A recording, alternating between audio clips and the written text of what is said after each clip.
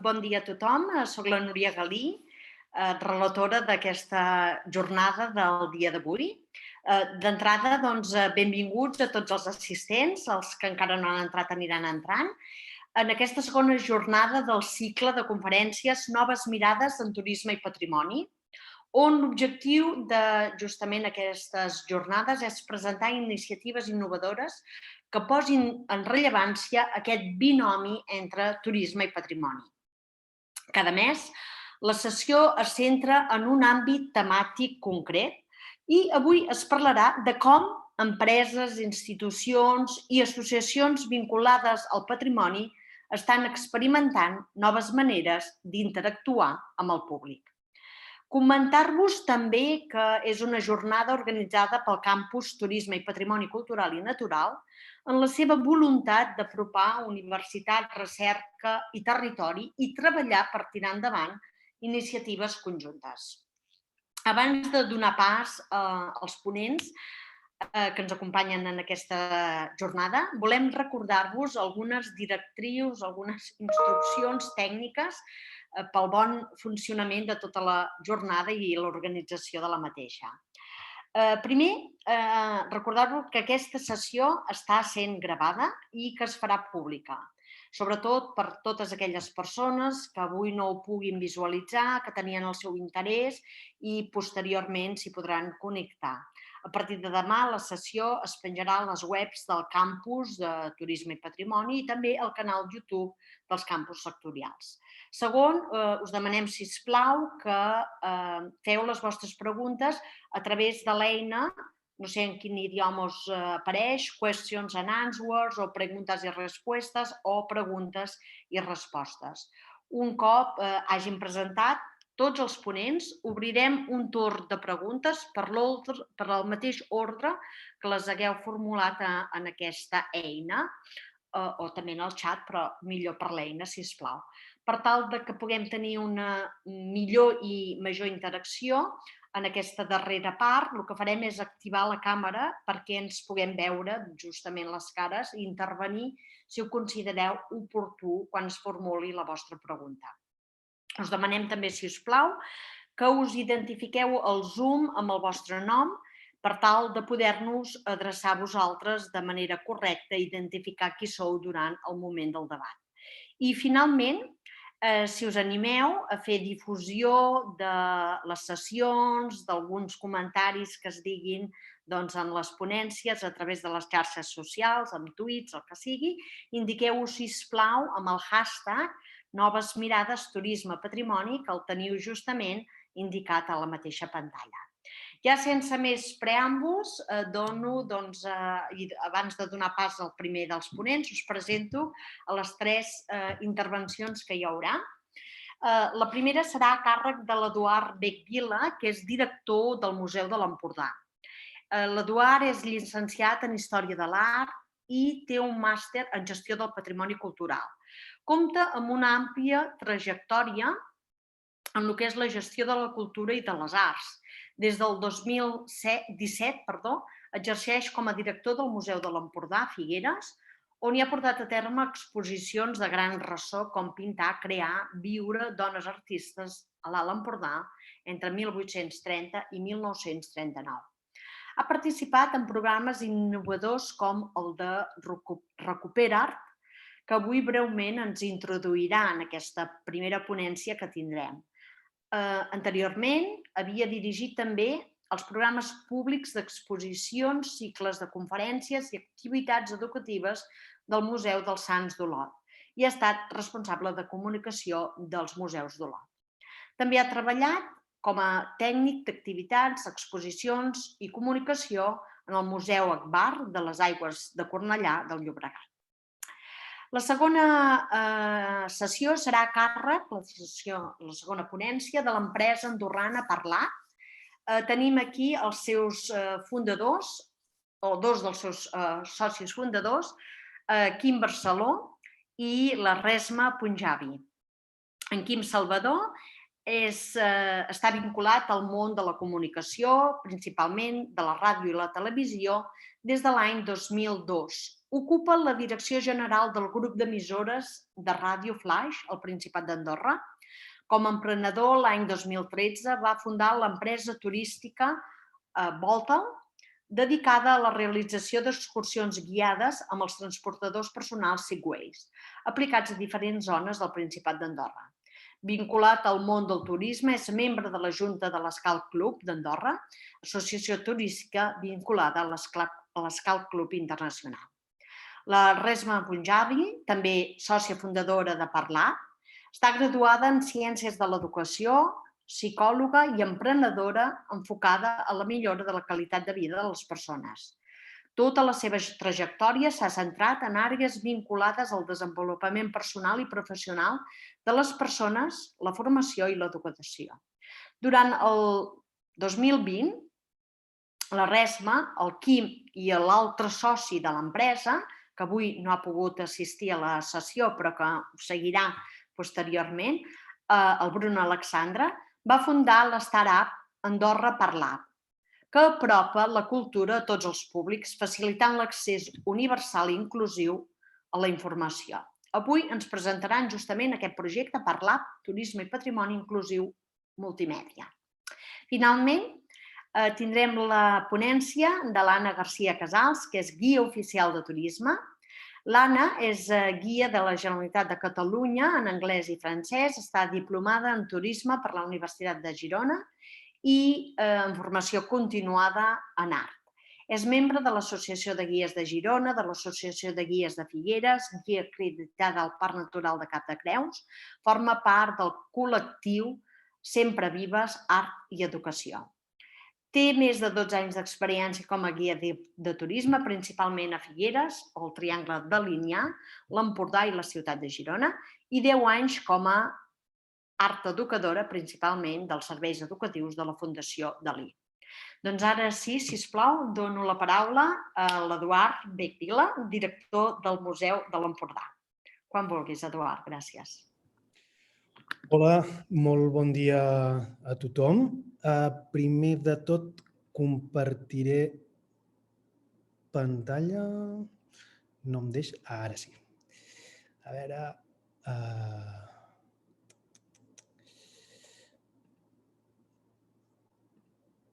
A veure si es veu.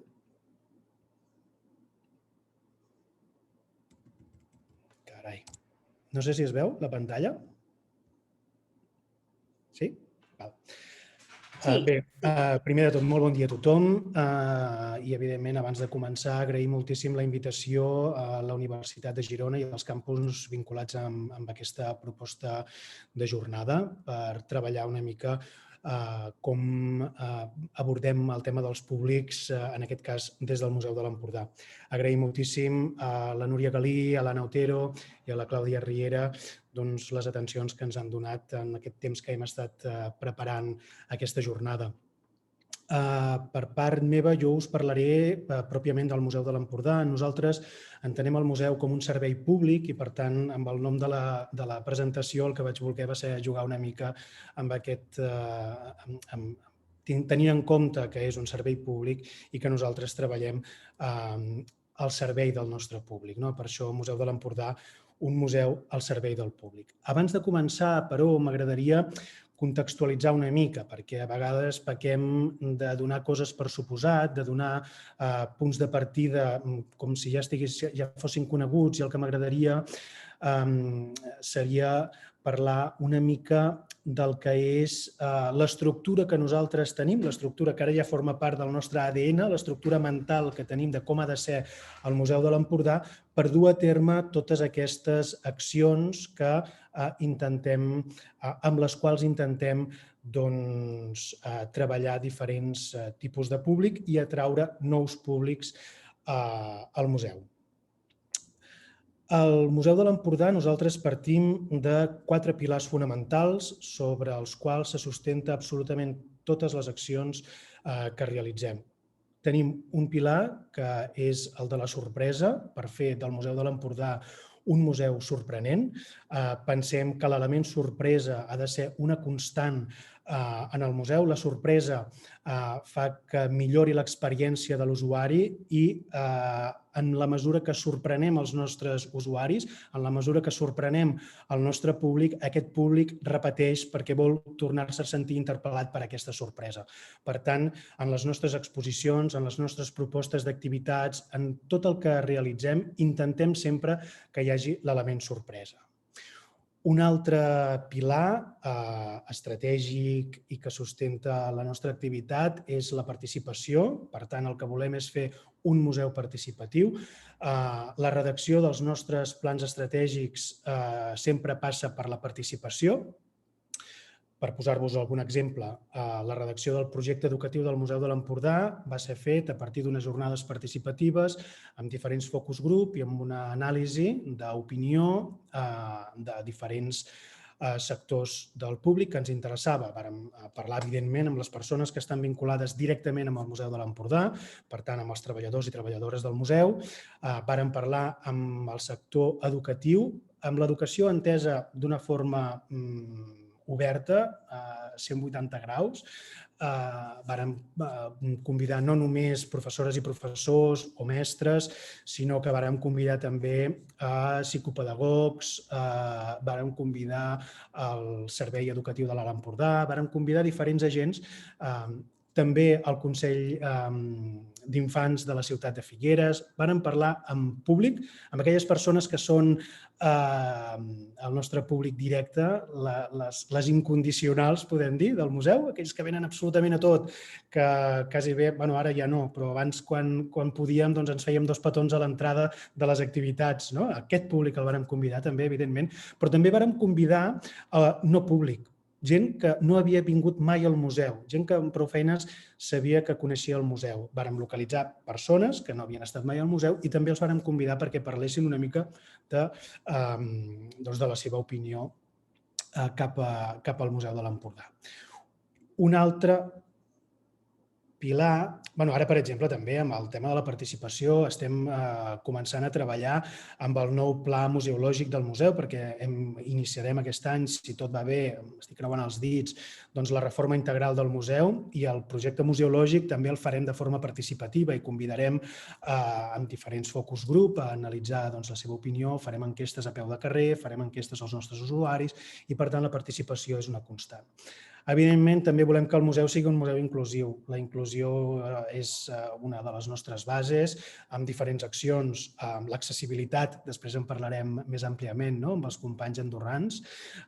L'accessibilitat és un dels nostres must. Nosaltres hem de ser accessibles. Tothom qui vingui al museu ha de poder accedir als nostres continguts. Per això oferim totes les activitats, per exemple, amb interpretació a la llengua de signes, amb reserva prèvia. Oferim en les exposicions per públic amb diversitat cognitiva o per públic que té poc coneixement de la nostra llengua un dossier de lectura fàcil per facilitar l'accés a aquests continguts i hem ofert, per exemple, en ocasions visites per persones amb dificultat de visió o persones cegues amb exposicions sobretot vinculades amb l'escultura, que llavors permetíem tocar les escultures per acostar-nos una mica més en aquest coneixement. Ara no sé per què. Ara. I també la connexió és un altre dels nostres elements imprescindibles.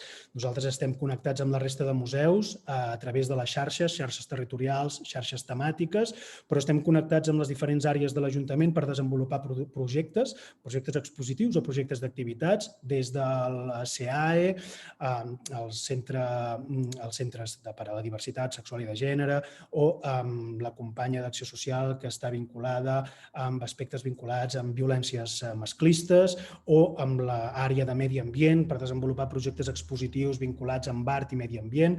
Una mica intentar que el museu es ramifiqui i amb el contacte poder oferir uns projectes pluridisciplinars per atraure el major número possible de públic. Tot això ho fem a partir de la nostra col·lecció, evidentment. El centre és la nostra col·lecció perquè és la nostra raó de ser. Som museu perquè tenim una col·lecció, per tant, partim d'aquesta col·lecció, però la col·lecció la tenim al mateix nivell que la ciutat i la comarca, i no només que la ciutat i la comarca, sinó que la gent de la ciutat i la gent de la comarca. Per tant, en el centre també hi tenim la gent. Nosaltres som un servei públic, com comentava al començar, i per tant és bàsic el fet de que actuem per aquesta gent. Com ho fem, això? Doncs ho fem amb diferents accions que tenim definides, amb accions culturals, accions educatives, accions socials. Per nosaltres el museu és social, el museu ha de ser social o no ha de ser, i una acció comercial.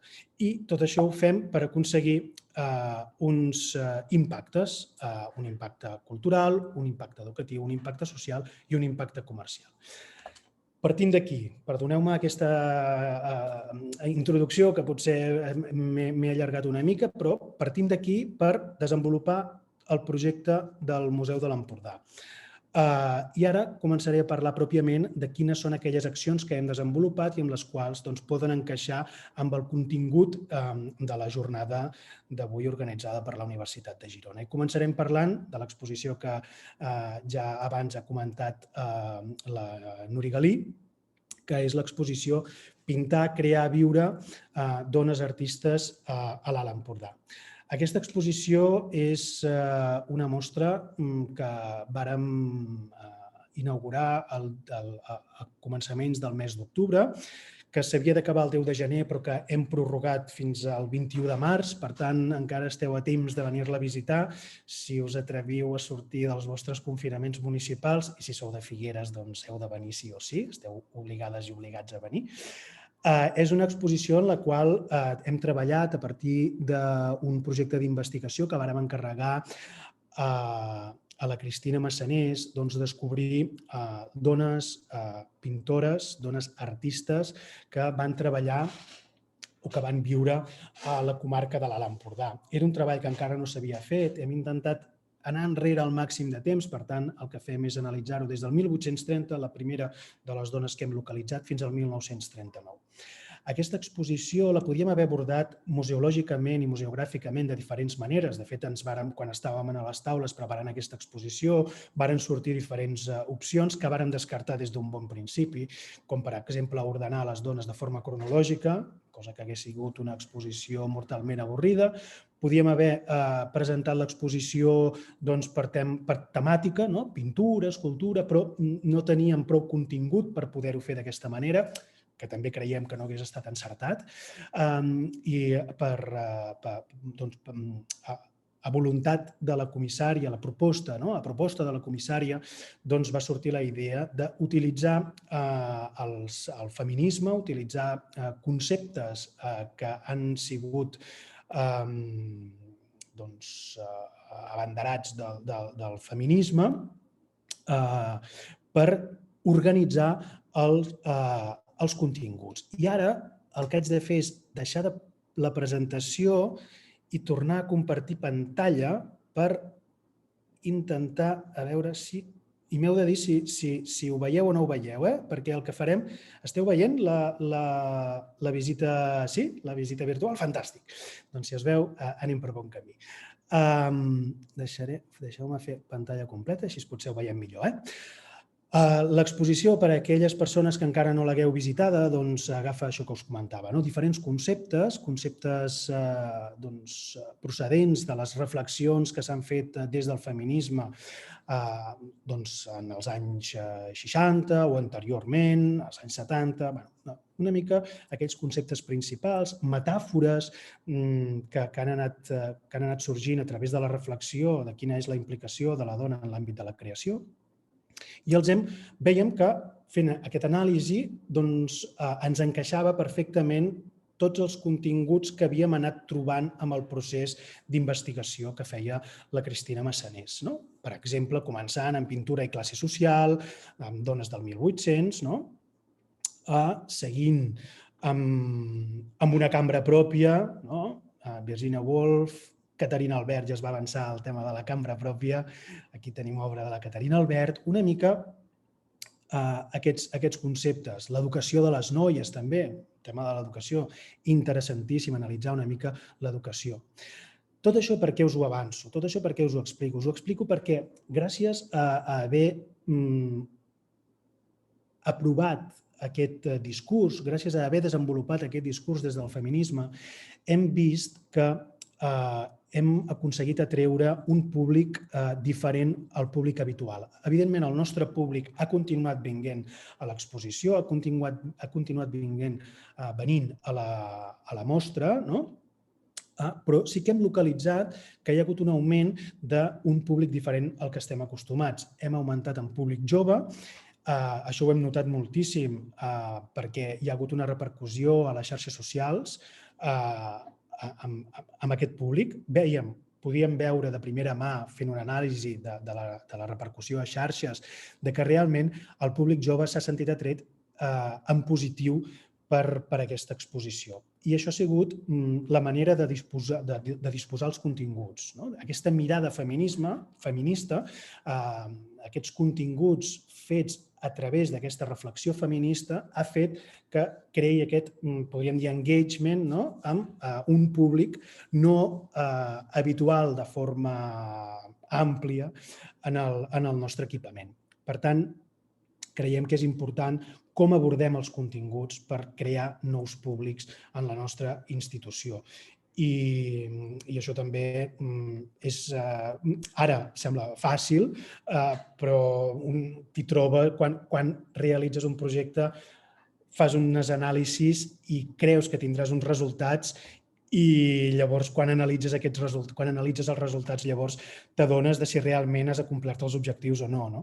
En aquest cas no ens varen plantejar el fet d'atraure un públic jove amb aquest discurs, ha sigut una sorpresa, per tant un cop hem fet el projecte hem vist que hem pogut atraure aquest públic i això evidentment realment ens ha fet molt satisfets, ens ha satisfet moltíssim. El per què, una, és això que avançava, perquè hi ha hagut aquests continguts, el fet de parlar des del feminisme en una institució cultural ha interessat aquest tipus de públic. També perquè hem tingut una repercussió als mitjans de comunicació molt més alta que amb altres projectes que hem realitzat en el museu, i això també evidentment s'ha notat, i també perquè hem tingut d'aliats molts professores i professors d'espais educatius de la ciutat i la comarca que també han sigut altaveu per aquest públic. Llavors també la universitat s'ha sumat a fer d'altaveu d'aquesta exposició des de la Universitat de Girona amb la Lluïsa Feixedes i la seva assignatura d'Art i Gènere. S'han sentit molt interpel·lats per al contingut i ha fet que atraguem aquest tipus de públic, també la Universitat de Barcelona, amb altres professores i professors.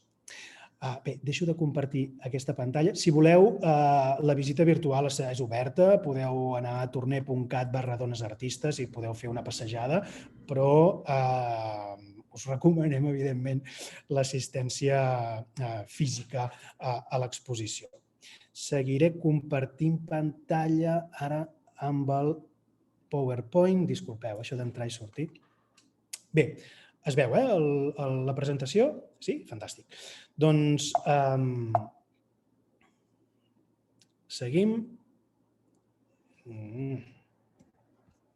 A veure.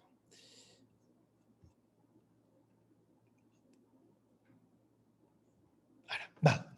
Per un altre costat, tenim les activitats que estem desenvolupant per tractar temes vinculats amb benestar i salut al Museu de l'Empordà. Vinculats amb benestar i salut, tenim diferents projectes vinculats amb l'art-teràpia, mindfulness, Arts and Health i Arts in Health. I llavors parlarem també d'uns projectes que estan en procés. Per tant, us avançarem algunes de les coses que estem treballant i que esperem que us podrem presentar més aviat que tard. No us puc dir dates perquè encara no tenim les dates concretes, però per avançar-vos una mica de projectes que tenim i per ser els primers i les primeres a conèixer aquests projectes i perquè també després, en el moment de les preguntes, ens podeu interpel·lar i podeu dir això no em sembla que pugui anar gaire bé o potser ho podem millorar cap aquí o cap allà. Per tant, comencem parlant del projecte de benestar i salut. L'objectiu és millorar el benestar físic i emocional de les persones, del nostre públic, a través de l'art. Això ho hem fet, com us comentava, a partir d'un projecte vinculat amb l'art-teràpia. Això ho vàrem començar a finals de l'any 2019. Evidentment, aquí hi ha una parada, com us podeu imaginar i com entendreu perfectament, que és aquesta parada d'aquest any 2020, que per nosaltres i per totes les institucions culturals, dic les institucions culturals perquè és en l'àmbit que ens estem movent, però també, evidentment, amb aquelles empreses i institucions vinculades en el món del turisme, doncs exactament igual, no? Que seria en el món en el que ens estem dirigint en aquestes jornades, doncs ha sigut una parada i, per tant, si veieu dates que us poden semblar llunyanes, doncs és precisament per aquesta aturada, no? Això eren projectes que tenien la voluntat de continuïtat en el temps i que recuperarem, espero, com deia abans també, més aviat que tard. Vàrem proposar aquesta activitat vinculada amb l'art-teràpia, amb un art-terapeuta que és l'Arturo Solari i que ens va fer la proposta de Jo, l'art i la meva ciutat. Aquí vàrem fer un grup de 10 persones. Això realment ens va funcionar molt i molt bé amb les persones que es van sentir còmodes per seguir treballant amb aquest projecte. Va haver-hi 2 persones que en un principi semblava que sí, però realment s'apel·la molt a les emocions de les persones en projectes d'aquestes característiques i per diferents situacions personals d'aquestes persones, que ara no cal que analitzem, però que nosaltres evidentment coneixem, doncs hi va haver 2 persones que varen preferir abandonar el grup, no seguir endavant amb aquesta teràpia, perquè realment és una teràpia. Va funcionar molt i molt bé. Es treballava en les pròpies sales del museu. Això ho vàrem programar els dilluns perquè el museu està tancat i, per tant, la gent que participava d'aquesta activitat podia tenir una tranquil·litat, que era la tranquil·litat que es necessitava per desenvolupar el projecte. I a nivell d'analítica, quan vàrem passar les enquestes de satisfacció, doncs el resultat va ser molt, molt positiu i, a més, vàrem fer també amb l'art-terapeuta una anàlisi de quina havia sigut l'evolució d'aquestes persones.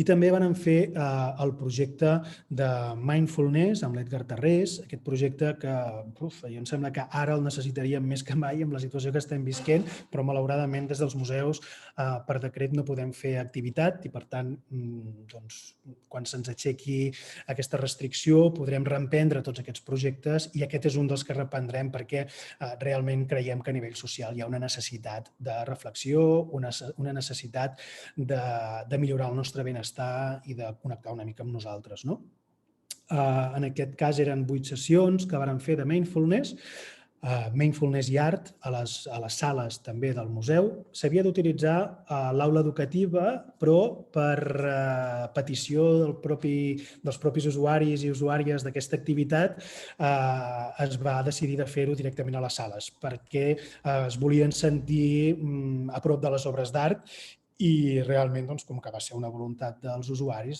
vàrem redefinir l'activitat i vàrem seguir fent-ho en l'espai educatiu. Seguim. En aquest cas és un projecte que és un projecte promogut per l'Institut Català de la Salut, un projecte que es diu Recuperart, que comentava la Núria Galí també a la presentació, i és un projecte orientat a un públic concret que és el professional sanitari, com veieu a la presentació. Des de l'Institut Català de la Salut es van fent una analítica després de la primera onada de la pandèmia, es van veure que la segona onada, imagineu-vos, si estem parlant, perquè ara ja estem per la tercera, aviat vindrà la quarta, doncs quan encara havia de venir la segona onada, es va identificar que hi hauria problemes problemes emocionals i problemes psicològics en el personal sanitari i hi havia por que no hi hagués suficient personal sanitari per atendre les demandes de la segona onada. I llavors es va decidir que els museus eren espais que podien ser bons per desenvolupar una activitat per intentar baixar els nivells d'estrès i d'ansietat d'aquest personal sanitari. Aquesta és una activitat que encara ara es pot fer, poden fer els professionals sanitaris i que aviat, esperem, s'obrirà a tot el públic que s'utilitza aquesta llibreteta amb un seguit d'activitat. És una activitat autoguiada, per tant, les persones que volen fer l'activitat venen al museu, se'ls facilita tota la documentació, tot el material i se'ls explica com s'ha de desenvolupar l'activitat i per ells mateixos, de manera autònoma i a poder ser soles, doncs fan les activitats que es detallen en el dossier. Des del Museu de l'Empordà, aquesta no ha sigut una activitat que hagi tingut un impacte important.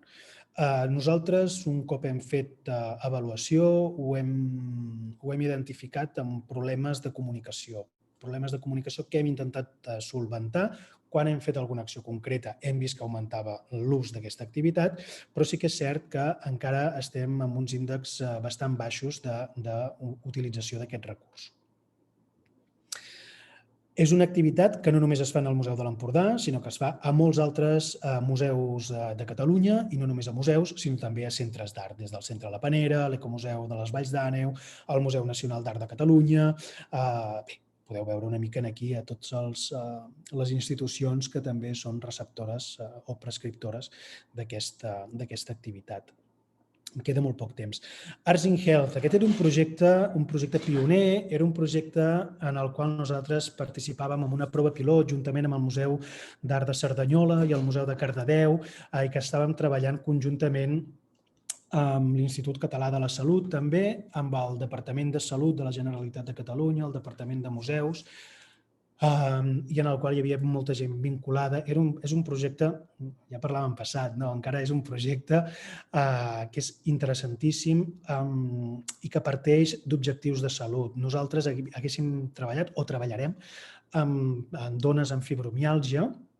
La voluntat era fer 2 grups ja localitzats de dones amb fibromiàlgia, unes que continuessin el tractament en l'espai pròpiament sanitari i unes altres aplicant aquestes estratègies d'Arts in Health que fessin el propi tractament en l'espai del museu. Llavors, per exemple, per explicar-vos com es fa això, perquè tinc molt poc temps per explicar-ho, però per fer 5 cèntims després ho podem desenvolupar en tot cas. Si hi ha un fisioterapeuta que fa una activitat d'estiraments o de l'activitat que sigui en l'espai sanitari, en l'espai del museu nosaltres haguéssim fet aquests mateixos exercicis però utilitzant dansa. Ja havíem parlat amb unes persones que estaven vinculades amb el món de la dansa i la salut i el disseny de l'activitat hagués anat orientat cap aquí. I llavors amb això, amb totes les estratègies que se segueixen des de l'àmbit de salut, doncs fer-ho en l'àmbit del museu, però des de la cultura i les arts. Llavors, amb els 2 grups, evidentment, aquí hi havia una analítica que es feia des de l'àrea de salut, amb uns objectius de salut molt clars per poder avaluar després quins eren els resultats i posar en paral·lel els resultats d'un grup i l'altre per veure quins eren aquests resultats, poder creuar dades i veure si realment hi havia una millora més gran o no en les persones que havien estat fent aquesta activitat vinculada en el museu. Llavors, això, evidentment, s'havia de redactar aquest informe, publicar-lo, per tal de poder convèncer les autoritats de que aboquessin diners per tal de desenvolupar un projecte a més gran escala i poder-lo implementar a tot el país. Segueixo. Aquest en parlarem més, si voleu, després. Aquest és un projecte que està acabat de sortir del forn, no sé si està acabat de sortir del forn o encara ha d'entrar al forn, perquè és un projecte molt nou, que us explicaré molt breument, perquè encara l'hem de treballar molt, però us donaré 3 pistes i després, en tot cas, el podem desenvolupar plegats si us ve de gust.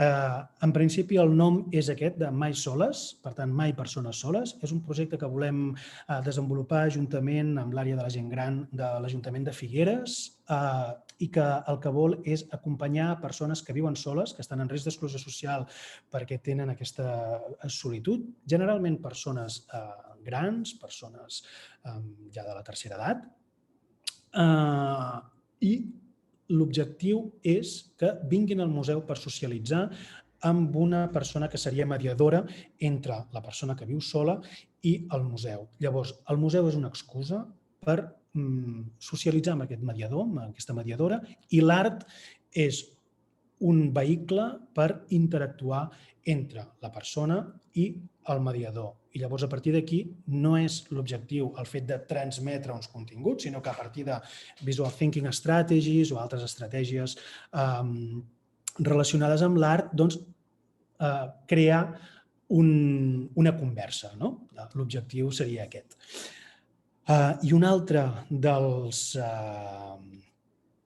projectes que tenim és un projecte vinculat amb música, també vinculat al benestar. Aquest ja també el tenim a punt, aquest sí ja ha de sortir del forn. És posar música a l'espai permanent, no posem tothom amb els seus propis dispositius, evidentment, més amb aquesta situació que estem visquent ara, tothom amb els seus propis dispositius té unes músiques relacionades amb unes peces que fan que dotin de més contingut a les peces, però a la vegada millori el benestar a través de la música. Amb això hem col·laborat amb dos persones, amb dos musicòlegs especialistes en temes de música que han trobat les músiques perfectes per algunes de les obres que nosaltres hem identificat. Aquest és un projecte que desenvoluparem al llarg del 2021 perquè el 2021 la música serà present en el Museu de l'Empordà de diferents maneres. Una és amb la col·laboració amb el Festival Schubertíada i amb unes càpsules que ja us presentarem ben aviat. I una altra és aquesta activitat pròpiament musical per venir i descobrir. És una mica oferir també un producte a la gent que ja ha vist l'exposició permanent, la gent de la ciutat, i descobrir el museu d'una nova manera. I m'he allargat una mica més del temps, disculpeu-me, però moltes gràcies i espero que després hi hagi moltes preguntes i puguem seguir parlant de tots aquests projectes. Doncs moltes gràcies, Eduard. Moltes coses han sortit, moltes activitats, moltes propostes, molt interessant i que porten nous públics, però sense més dilació. Anem ja a la segona sessió i deixarem el temps de debat pel final. La segona sessió està a càrrec de Quim Barceló i de la Resma Punjabi, que són ambdós socis fundadors d'aquesta empresa andorrana Parlar, quan vulgueu. Gràcies. Què tal? Molt bon dia a tots. En primer lloc, com ha fet l'Eduard, que ens ha precedit amb aquesta xerrada, agraïm moltíssim a la Universitat de Girona per convidar-nos a participar d'aquesta xerrada, d'aquesta presentació que us farem avui. A la Núria, a l'Anna, a la Clàudia, també a la companya d'aquesta xerrada, l'Anna Garcia, que després també ens farà la seva exposició. Per tant, encantats. Us saludem des del Principat d'Andorra. El que us explicarem, a continuació sorgeix un treball que les tres persones que formem part de Parla portem treballant des de fa una miqueta més de 2 anys, que es va començar amb un projecte molt embrionari, amb una idea que va sorgir d'aquelles que sorgeixen de forma pràcticament innocent i sense voler, i que a partir d'aquí, a mesura que s'ha anat treballant, hem aconseguit de tirar endavant el projecte que ara us presentarem. Un projecte que, com diem, és una realitat, ja hi estem treballant intensament en aquest... De fet, l'any passat ja vam començar a treballar intensament i aquest 2021 ja estem treballant en coses molt concretes que algunes d'elles us podrem presentar ara mateix. Formem part d'això, com bé deies amb la presentació, Núria, en Bruno Alexandre, que avui no pot estar aquí amb nosaltres, però sí que ens segueix com a espectador des d'un altre punt. La Resma Punjabi, que ara mateix ens farà la primera part d'aquesta explicació i jo mateix us faré la segona part d'aquesta presentació.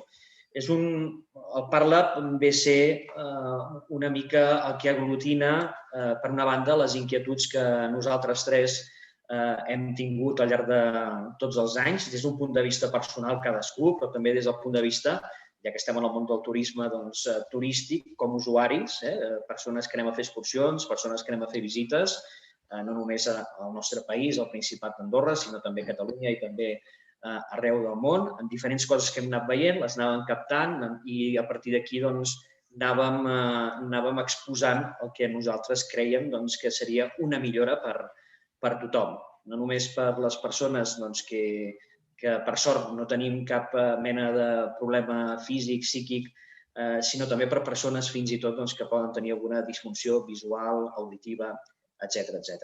Hem intentat aglutinar tot això i ho hem ajuntat també amb les nostres experiències personals, uns amb molta experiència en el món de la comunicació i d'altres amb molta experiència en el món de l'educació i de la psicologia. Fet aquesta introducció, Resma, si et sembla, et cedeixo la paraula i comencem. Molt bé, gràcies. M'uneixo també als agraïments amb la Universitat de Girona. I bé, us explicarem avui què és Parlab. Us explicarem també Parlab com a mitjà per difondre el patrimoni i arribar a aquests nous públics. També l'impacte social que aconseguim amb la nostra empresa. El Quim us explicarà com funciona i també acabarem exposant un projecte que durem a terme aquí a Andorra.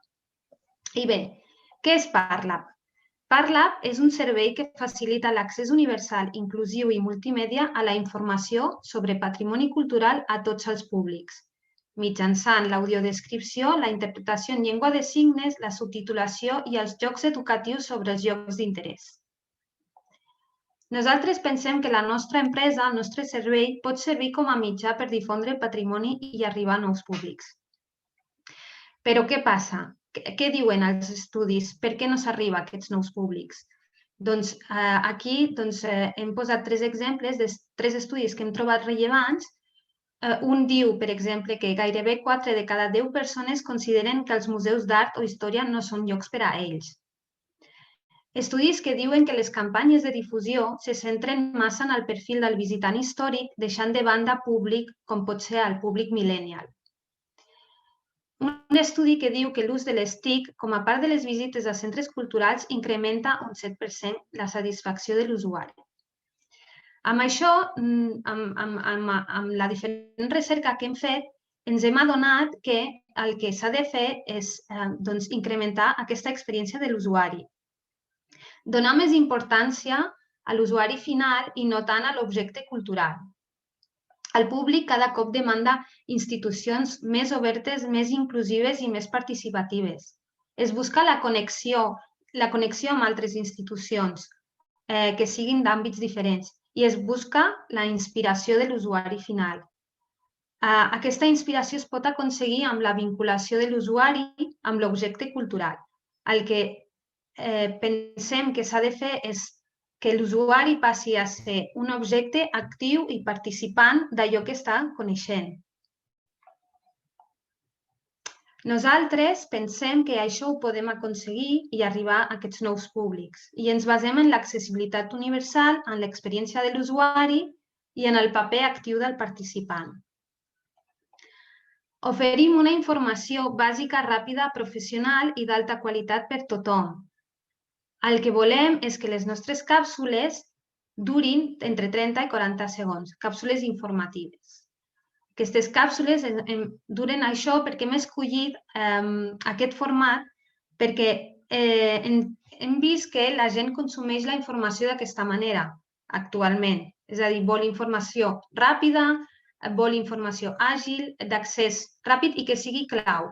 Perquè el que veiem és que hi ha una saturació informativa molt important i ens hem basat en aquests formats que utilitzen, per exemple, les xarxes socials, com pot ser Twitter, que utilitza un límit de 140 caràcters, o TikTok, que té vídeos de 15 segons.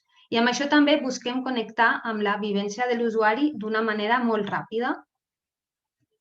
A més, el que volem és oferir aquesta informació 24 hores al dia, tots els dies de l'any. I això el que ens permet és facilitar al màxim possible de la difusió i el consum d'aquesta informació. Per tant, l'usuari pot accedir sempre que vulgui, no ha de dependre d'horaris concrets o de fer un itinerari molt marcat, sinó ell mateix pot establir el seu propi itinerari i així també fomentem aquesta experiència de l'usuari. D'altra banda, com hem dit abans, el públic cada cop demanda institucions més inclusives. I nosaltres ja hem basat el nostre projecte en aquesta accessibilitat universal. Oferim una informació per a tothom, però també per al públic que normalment té més dificultats per accedir-hi, basant-nos en l'accessibilitat universal, que és un concepte que abarca no l'eliminació de barreres, sinó l'accés inicial per a tothom. La informació que oferim també la fem de forma lúdica, tenim un element lúdic i, per tant, amb això aconseguim també arribar al públic infantil.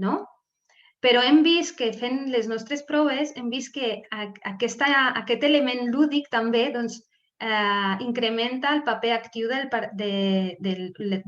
públic adult. Al final acaben jugant i acaben també el públic adult aprenent de l'objecte cultural, establint aquest vincle entre l'objecte i l'usuari final. La informació que oferim, l'oferim d'una manera actual, com hem dit abans, oferim un format multimèdia. La idea és que la informació no estigui estàtica, sinó que es pugui anar actualitzant i que si un dia al punt del qual s'està donant aquesta informació se li vol canviar el focus, que es pugui fer en qualsevol moment. I també aquesta informació és gratuïta i de fàcil accés per l'usuari. Per tant, entenem que d'aquesta manera l'usuari no té excuses, pot accedir i, a més, ho pot fer quan vulgui, ho pot fer amb una informació molt ràpida i molt bàsica, una informació que és inclusiva, que és participativa i que és multimèdia.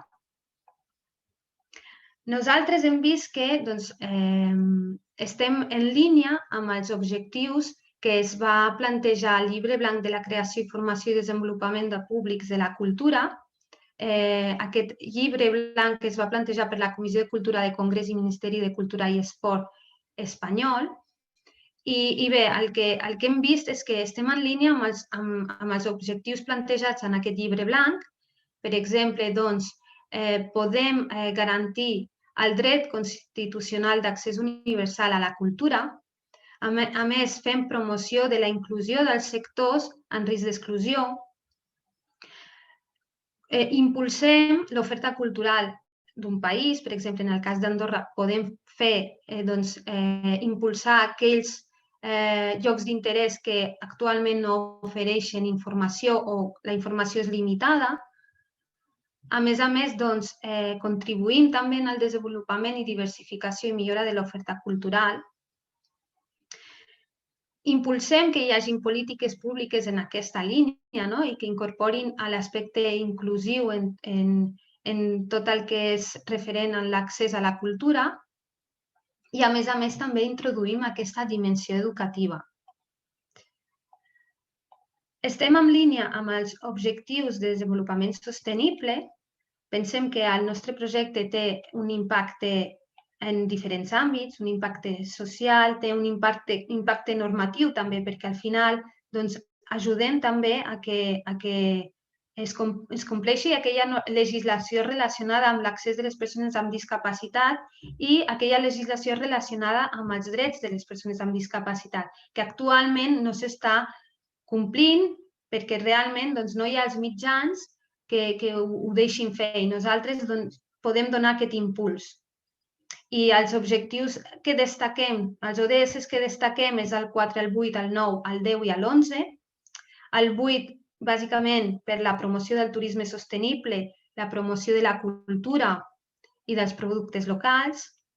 El 9, perquè facilitem aquest accés assequible i equitatiu per a tots. I l'11, evidentment, perquè el que volem és aconseguir ser un destí sostenible i de patrimoni. Bé, ara el Quim us explicarà com funciona. Bé, Quim? Perfecte, gràcies, Resma. Doncs sí, segurament molts de vosaltres, mentre la Resma estava fent aquesta explicació apuntava moltes coses del que estem oferint, però potser no s'entenia com ho arribàvem a oferir tot això. Bé, tot això necessitem una eina, i esperem que tots la tingueu a mà, que és un telèfon mòbil.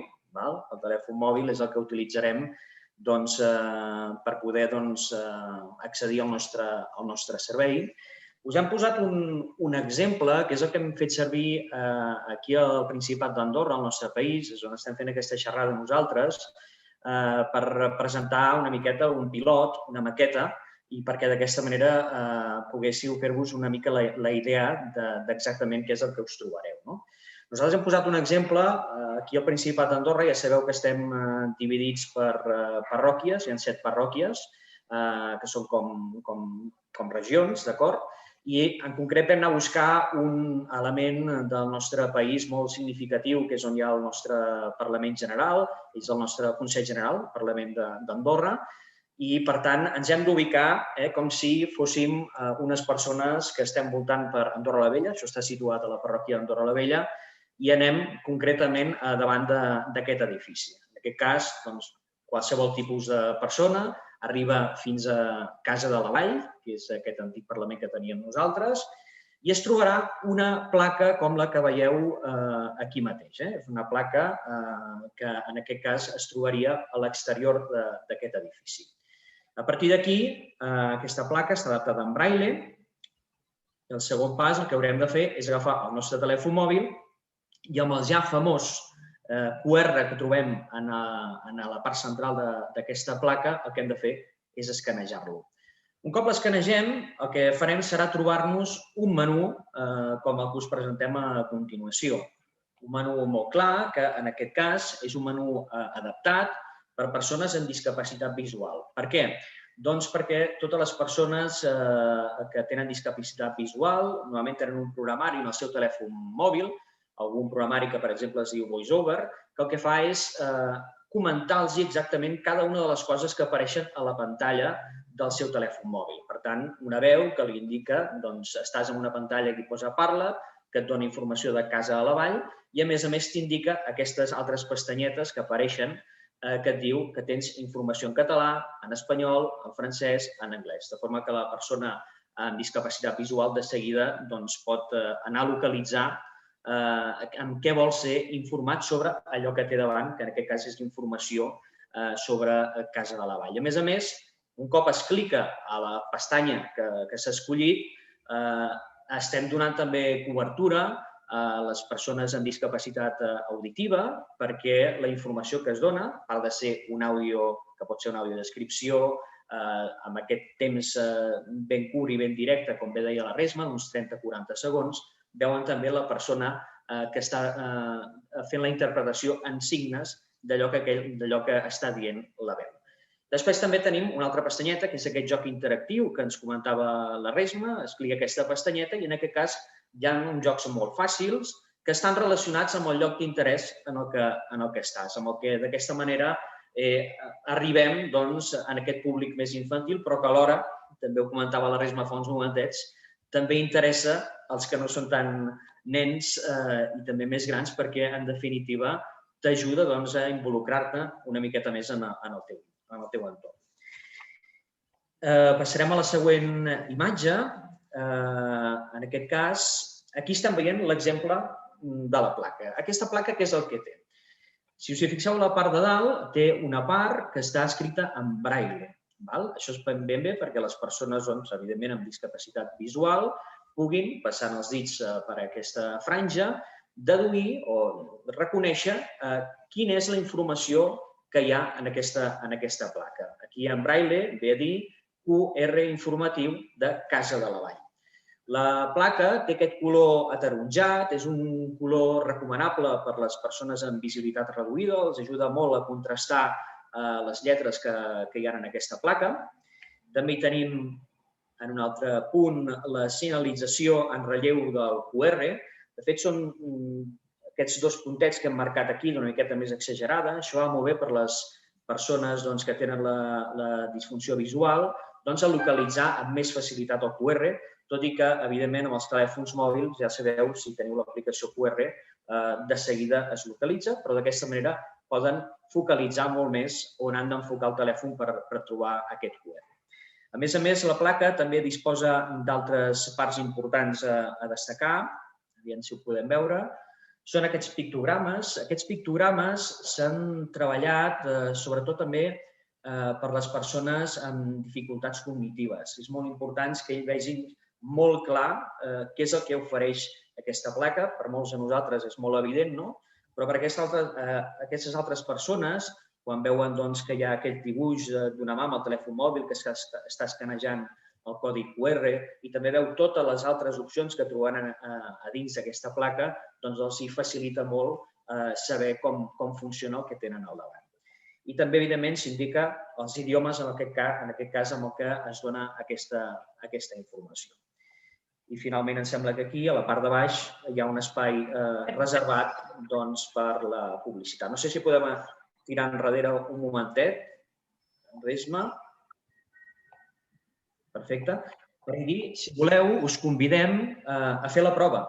A fer la prova, teniu el telèfon a la mà, si el teniu, us convidem a escanejar el codi QR. Jo, si voleu, ho faré i us ho ensenyaré, però en tot cas jo crec que és més una experiència personal de cadascú. Es pot escanejar perfectament. I un cop s'escaneja, aquí, com podeu comprovar, tot i que ara, evidentment, a través de la meva pantalla no es veurà massa bé, ja apareix aquest menú que us comentava. A partir d'aquí podeu escollir amb l'idioma. Per exemple, vaig a clicar al català, torno a escanejar, que m'ha marxat. Clico al català i m'apareixerà ja... Us trobeu just davant de la Casa de la Vall. Fins l'any 2011 va ser la seu del nostre Consell General, és a dir, el Parlament d'Andorra. D'acord? Això, evidentment, no sé si ho esteu provant o no, però en tot cas podreu tenir l'experiència amb els 4 idiomes que en aquest cas hem posat. I després també tenim la part del joc. Si cliquem en el joc, tenim 3 opcions de joc, un que és un puzzle, un altre que és de preguntes, un altre que és de memòria. Si es clica al puzzle, per exemple, doncs apareix la imatge de Casa de la Vall i el que has de fer simplement és composar-la fins a aconseguir composar-la correctament. És un trencaclosques, en aquest cas. Doncs aquest és el funcionament del nostre servei i, precisament, i ara sí que podrem passar de pantalla, aquest projecte, que en el seu moment era un projecte que va agradar moltíssim aquí al nostre país i des d'aquí hem d'agrair moltíssim a Andorra Turisme i als 7 comuns que integren el nostre país per fer-nos confiança per tirar endavant un projecte en el qual hi estem treballant intensament durant aquests mesos i que serà una realitat a principis d'aquest estiu 2021, esperem pel juny més o menys, ja puguem tenir instal·lats aquests punts. De fet, els 7 comuns del Principat d'Andorra ens han indicat de cadascuna de les seves parròquies 13 punts que han vist interessant que puguin estar senyalitzats amb aquest tipus de plaques. D'aquesta manera, són 13 punts per parròquia, el que vindran a ser 91 punts informatius repartits per tot el país, on qualsevol persona, lliurement, quan es passegi per Andorra i es trobi alguna d'aquestes plaques del Parla, una placa com aquesta, d'acord? Podran escanejar i podran rebre la informació al moment d'allò que tinguin al davant, una informació ràpida, una informació directa, i que d'aquesta manera podran estar voltant pel país lliurement i conèixer tot el que es pot oferir. A més, també s'està treballant en, com veieu, hem indicat aquí també 14 plafons. Això concretament es tracta dels típics miradors, les plaques aquestes grans, per exemple, per veure un paisatge, i en aquest cas aquests miradors nosaltres el que estem fent és adaptar-los amb relleu, amb braille, perquè d'aquesta manera qualsevol persona pugui passar les mans per damunt de la silueta d'una muntanya per fer-se més o menys la idea de quins pics té, etc. I també treballant amb la fauna i la flora. També hi ha un seguit d'imatges on es veuen la planta típica que hi ha a la Vall del Madriu o l'animal típic que hi ha a la zona de Sant Julià de Lòria, a la zona de la Rabassa, doncs totes aquestes fotografies estan també en relleu perquè les persones amb discapacitat visual es puguin fer una miqueta més a la idea de quina forma tenen aquests animals o aquestes plantes. I aquests plafons, a més, també tindran el corresponent codi QR del Parla't amb l'audiodescripció d'aquest mateix panell, d'aquest mateix plafó, perquè els expliqui exactament com està composat aquest plafó, des de l'esquerra cap a la dreta, per dir-los, per exemple, a l'esquerra del plafó hi teniu l'inici de la muntanya que és el Pic de Carroi, per exemple, una miqueta més a la dreta hi teniu una imatge on es veu la planta típica d'aquesta zona, amb el relleu corresponent, etc. Això, com diem, és el programa que s'ha fet dins d'Andorra Turisme a través del que se'n diu Infoturisme. Infoturisme és el que aplega, diguem-ne, els treballs que es fan des d'Andorra Turisme i els departaments de turisme de cadascun dels comuns de les parròquies i que desenvolupen projectes d'àmbit turístic d'interès per al conjunt del país i, evidentment, per totes les persones que ens vinguin a visitar, ja siguin excursionistes, ja siguin turistes, i que esperem que en siguin molts i que aquest any, que esperem que de cara a l'estiu les coses puguin tornar una miqueta a la normalitat, toquem fusta, doncs estarem encantats de poder-vos rebre i que podeu gaudir d'aquest projecte que, diguem-ne, ja hi estem treballant perquè segur que aquest estiu ja serà una realitat al nostre país. I res més, només ens queda una cosa. Hem fet un petit detall pensant per la Universitat de Girona i, per tant, us convidem també a escanejar aquesta placa, aquest codi QR. Evidentment, no hem consensuat amb la universitat, hem buscat una miqueta d'informació així molt general, però era més que res perquè us fes una miqueta la idea que al final el que nosaltres podem fer és adaptar el nostre concepte a qualsevol lloc, a qualsevol situació. En aquest cas, nosaltres el projecte Andorra l'estem treballant des del vessant turístic 100% cultural i patrimonial, però això es pot traslladar a l'interior de museus, es pot traslladar a qualsevol altra cosa que se'ns pugui passar pel cap, empreses privades.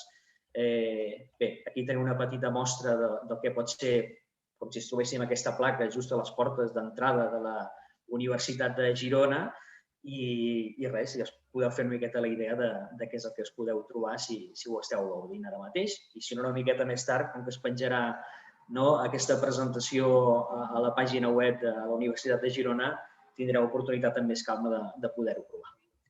I res més, moltíssimes gràcies. Moltes gràcies, Quim i Resma. Una app molt interessant, una app, a més, molt senzilla, molt entenedora, molt inclusiva, que potser estem acostumats a veure moltes apps informatives i turístiques, però no tantes tan inclusives com aquesta. Gràcies. Doncs ja... Sí, digues, i tant. Puntualització, Núria. Sí que ens hi hem parlat. Això, si us heu fixat, no heu tingut que descarregar cap aplicació. No, exacte. Directament funciona escanejant el QR perquè també és una de les coses que nosaltres volíem, que fos una cosa ràpida, senzilla i que ningú hagués de descarregar res. Sí que, evidentment, estem treballant amb l'aplicació que aportarà moltes més coses i que també l'estrenarem ben aviat. Gràcies, moltes gràcies. Donem, doncs, ja pas a l'última intervenció. L'Anna García Casals. Anna, que és guia, quan vulguis, tu mateixa. Molt bé. Hola, bon dia. Primer de tot, felicitar també a la Universitat de Girona per haver-me convidat i així poder expressar i visibilitzar la feina que fem els guies de turisme. I gràcies a Núria Galí, a la Clàudia i especialment a l'Anna Otero per tota aquesta ajuda en aquests preparatius aquests dies. I bé, després dels companys que han fet aquestes presentacions tan interessants, en Quim i la Resma d'Andorra i l'Eduard del Museu de l'Empordà, doncs jo, com a guia de turisme, voldria parlar de la feina que fem els guies, també de com acostem i com apropem el patrimoni cultural i natural a través de les visites guiades. Bé, he posat nous reptes i il·lusions perquè constantment, com tots ja estem veient, tot està en canvi i en moviment, i nosaltres també intentem adaptar-nos i seguir una línia per anar construint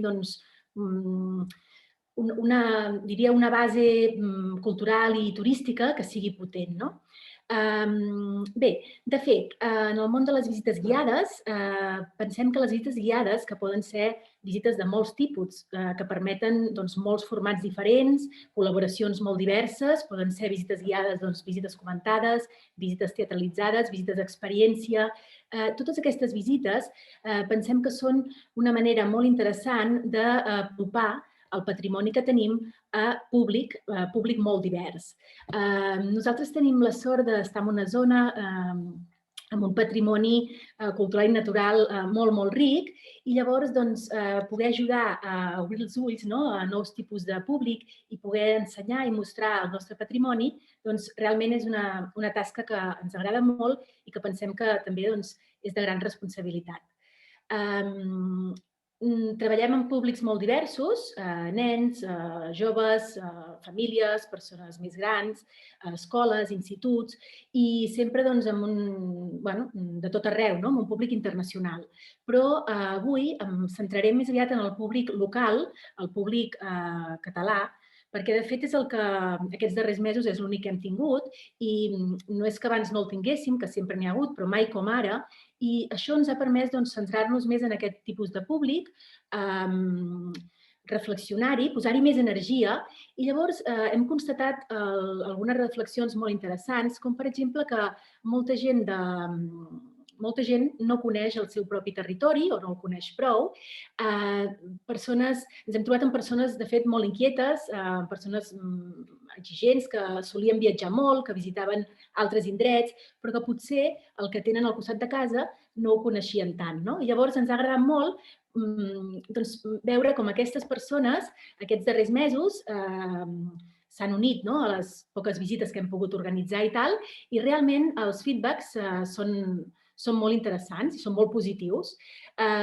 Pensem que conèixer el propi territori fa que el posem en valor, el valorem molt més, l'estimem molt més, tinguem més ganes de preservar-lo, de conservar-lo, de compartir-lo, i això, per exemple, en el cas dels nens, és importantíssim poder ajudar com a guies a obrir els ulls a nens i nenes o facilitar-los estar a prop de l'art o de la cultura o del propi patrimoni. Pensem que fa que creixi una mica aquesta autoestima col·lectiva per casa nostra, que penso que és molt important, i també, per exemple, en cas de nens amb pares i mares vinguts de fora, fa que puguin arrelar més bé a la seva zona i anar forjant aquest sentiment de pertinença. Per tant, amb tot això, i en el món de les visites guiades i del turisme i de tot el que està passant, poder des de les visites guiades ajudar a apropar el patrimoni cultural i natural a tota aquesta gent és altament satisfactori. Com a guia de turisme, penso que és clau treballar en xarxa, buscar complicitats, primer amb altres guies de turisme, amb professionals, amb l'administració, amb els museus, i així tots junts anar teixint aquesta base. Jo he organitzat la meva xerrada pensant en 4 models de visita, amb 4 exemples il·lustratius de la feina que estem fent els guies, i voldria començar amb el primer model de visita, que seria, si vols passar, Anna. Sí, molt bé. Seria el model de visita a l'aire lliure, en plena natura, i concretament, en aquest cas, jo parlaré de Paratge de Tudela, al Cap de Creus, perquè penso que és un lloc on es dona una fusió extraordinària entre el patrimoni natural i el cultural, natura i cultura. Llavors, per qui no ho conegui, Paratge de Tudela és un espai protegit del Parc Natural de Cap de Creus. És un lloc realment únic on la força de la natura, la geologia, el mar, la tramuntana, conformen un paisatge realment de somni, que va ser font d'inspiració de Salvador Dalí. Llavors, passejant per aquí, entens molt més la vida i l'obra de Salvador Dalí, ens remet a la infantesa i a la joventut de Dalí. Ell va acompanyar personatges com Federico García Lorca, Luis Buñuel, que van quedar enamorats també d'aquest indret. I no només això, no només el món dalinià, amb la natura, sinó que si vols passar, Anna, també, sí, següent, sí, veiem aquí els paisatges, no? Doncs en aquest indret s'hi ha dut a terme un dels projectes de restauració més importants de les nostres costes, és a dir, la deconstrucció del Club Med, el Club de Vacances, el Club Mediterrani, que durant 40 anys estava tot això completament urbanitzat. Per tant, aquest tipus de visita, una visita a l'aire lliure, en plena natura, podent conèixer el món de Linyà, però també tot el que ha passat aquí a nivell arquitectònic i de restauració ambiental, doncs tot junt conforma per mi una visita-experiència que ha tingut, bé, aquest estiu per les visites que hem pogut fer aquí, amb un altre guia vam organitzar visites regulars i realment els feedbacks han sigut molt, molt positius. De juliol a octubre jo he acompanyat a Pareig de Tudela a unes 80 persones. La mostra ja sé que és molt petita, eren grups petitets per tot el que està passant, evidentment, però d'aquestes 80 persones, un 80%, totes eren, diguéssim, públic català, evidentment, però un 80% eren de les mateixes comarques de Girona i la meitat de l'Alt Empordà. I la majoria, la gran majoria, no hi havia estat mai. És a dir, havien estat a Cadaqués, alguns havien estat al Far, però concretament en aquest paisatge, en aquest indret, no s'hi havien passejat. Llavors, veure com aquesta gent està molt contenta i satisfeta d'haver conegut una part de la seva terra, del seu patrimoni, el posa en valor i com realment recorda aquest dia com una experiència. Després s'anaven amb els amics o amb la família a dinar a Cadaqués o a banyar-se en una cala i realment trobo que és un model de visita que és molt interessant. Aquest seria, si vols passar al següent. Sí. Mireu, aquí, per exemple, inclús és que es pot parlar perfectament de les dobles imatges i la paranoia crítica. Aquí veiem el conill de Tudela, amb la ruta del bestiari. Vull dir, és un tipus de visita que inclou, que agrada a molts tipus de públic i a totes les edats. A més, és totalment accessible, poden anar a cadires de rodes també per tot l'itinerari.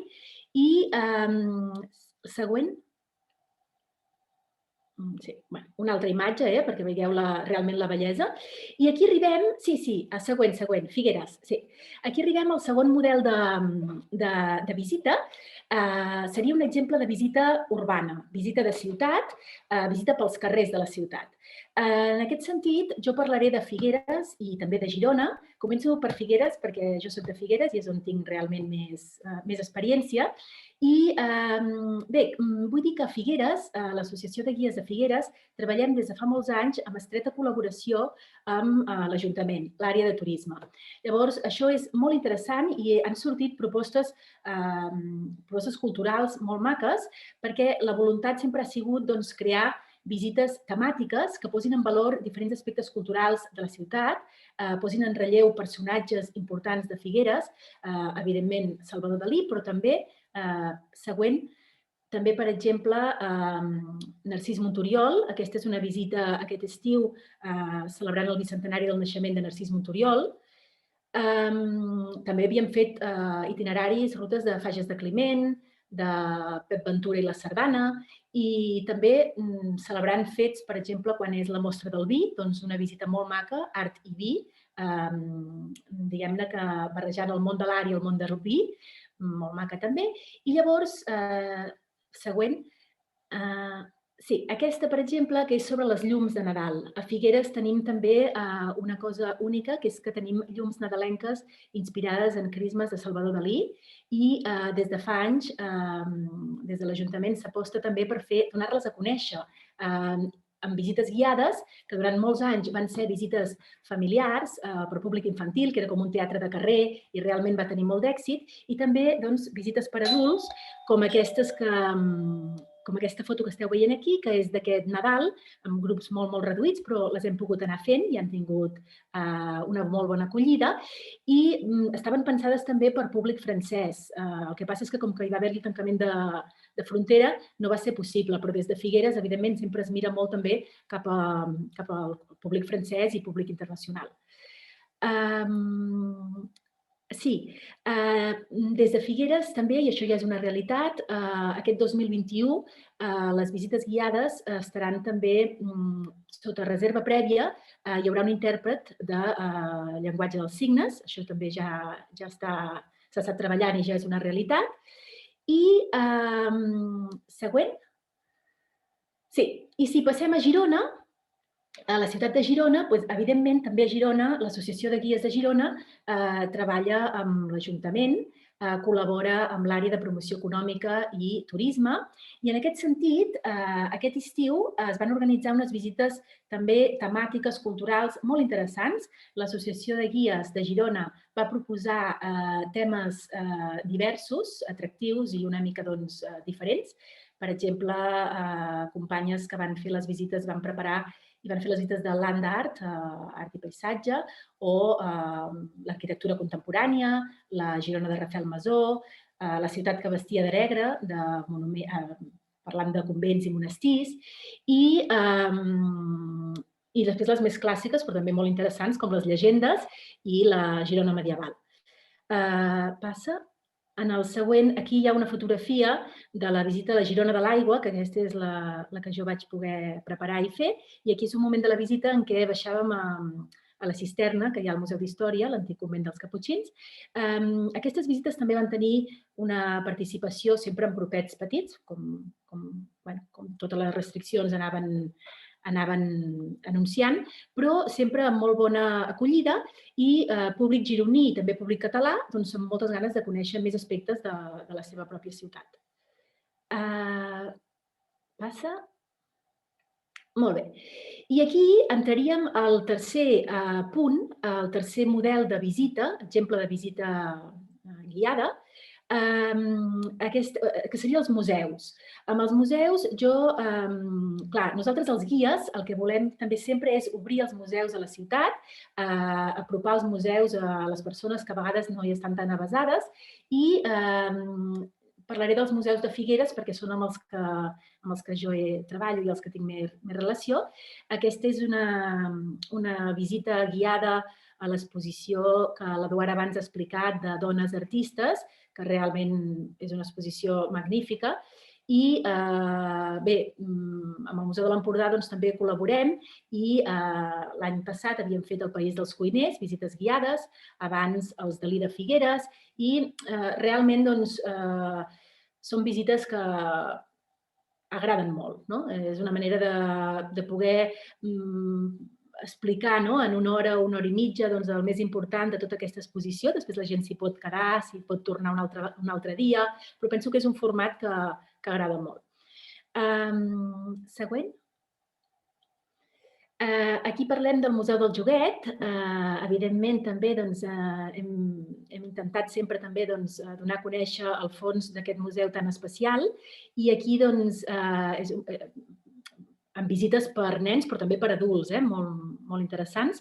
Però aquí poso unes imatges de visites més teatralitzades, visites realment per públic familiar, molt pensades, amb un toc molt especial. I aquest era el Toc Toc Rejoc, per públic familiar, un viatge als joguets de la nostra infantesa, en aquest cas, un viatge al passat, diguem-ne. I següent, una altra imatge del Museu del Joguet. Aquesta és una visita, ara es veu aquí molts nens junts, això és d'abans, de fa uns anys, però és una escena de Nadalí, el que us havia comentat abans de les llums de Nadal per públic familiar, que començàvem al Museu del Joguet i després anàvem pels carrers, com una mica de teatre de carrer i bé, també tot el que permet als museus, com els guies tinguent aquesta relació no només amb l'administració, l'Ajuntament, sinó també amb els museus, podem arribar a fer propostes diferents, innovadores, que barregin diferents, no només la típica, la clàssica visita guiada, sinó anar una mica més enllà, sempre. Ser creatius, en definitiva. I la següent, aquesta és una fotografia del Teatre Museu Dalí. Evidentment, amb el Teatre Museu Dalí també sempre hi hem treballat, hem acompanyat a moltíssimes persones d'arreu del món i en formats de visita també molt diferents. Aquí només he posat un parell, és d'aquest Nadal, amb una família, i com també intentar apropar l'art als més petits és una tasca molt gratificant i de la que aprenem molt, també. I la següent És una imatge del Teatre Museu Dalí de nit. Aquest estiu no ha sigut possible, però els altres estius, el Dalí de nit i les visites guiades que hi fèiem també eren una opció, penso, molt maca i de qualitat. I fins aquí seria aquest model de visita dins dels museus, treballant en xarxa amb els museus i intentant fer propostes diferents i per diferents tipus de públic. I ara voldria parlar d'un quart punt, que seria l'àmbit social. Els companys han parlat molt i molt bé d'aquests temes, amb l'app d'Andorra i també amb tota la feina que estan fent al Museu de l'Empordà. Bé, penso que els guies de turisme també hem d'anar en aquesta línia i hem de, en la mesura que puguem, contribuir a que tothom tingui accés a la cultura, tothom. I llavors, en aquest sentit, jo he tingut la sort de poder començar un voluntariat social a la Fundació Astres de Girona, que treballen amb persones amb discapacitat intel·lectual i trastorn del desenvolupament. I realment ha sigut també molt, molt satisfactori per ells i sobretot per mi. Aquest dia, que veieu a la imatge, vam treballar les emocions i la creativitat a través d'un curt de Dalí i Disney, Destino, el veieu una mica a la pantalla, i realment va ser una sessió molt maca i els resultats van ser... va ser molt maco. Llavors, jo penso que utilitzar la cultura com a eina d'inclusió social és bàsic i que tothom, en la mesura que podem, i també els guies, intentar seguir aquesta línia té molt de sentit i realment és molt necessari. També aquest estiu, un grup de persones usuàries d'un servei diürn del Baix Empordà vam organitzar una visita, una passejada de descoberta als aiguamolls de l'Empordà i també l'experiència va ser molt satisfactòria. Vull dir que, humilment, però crec que tots podem contribuir d'alguna manera a anar cap a aquest camí. Bé, fins aquí, diguéssim, els 4 models, que serien els que he exposat, i ara podem deixar de compartir la pantalla, si voleu, i ara voldria acabar amb unes conclusions que, de fet, ja les he anat apuntant durant la xerrada i que, de fet, són molt bàsiques, no m'he inventat res, vull dir, és que són, crec, conclusions i reptes fonamentals que ens hem d'anar recordant. Primer, penso que hem de ser creatius amb tot el que fem i realment en el disseny de les visites guiades hem de ser creatius, pensar que cada vegada podem ser creatius i intentar imaginar visites guiades que siguin diferents. Hi ha companys i companyes que estan fent propostes magnífiques en aquest sentit i penso que tot això enriquirà molt més i farà que molta més gent tingui ganes de fer una visita guiada. Amb això també inclouria el tema de la formació contínua, que els guies, com en molts altres sectors, hem de fer, perquè, clar, hem d'estar oberts, hem d'estar al dia del que està passant. I llavors, tot això, poder ser creatius i oferir visites realment especials i diferents, fa que puguem ampliar el públic, que seria el segon repte, que tots estem parlant del mateix, com aconseguir nous públics, com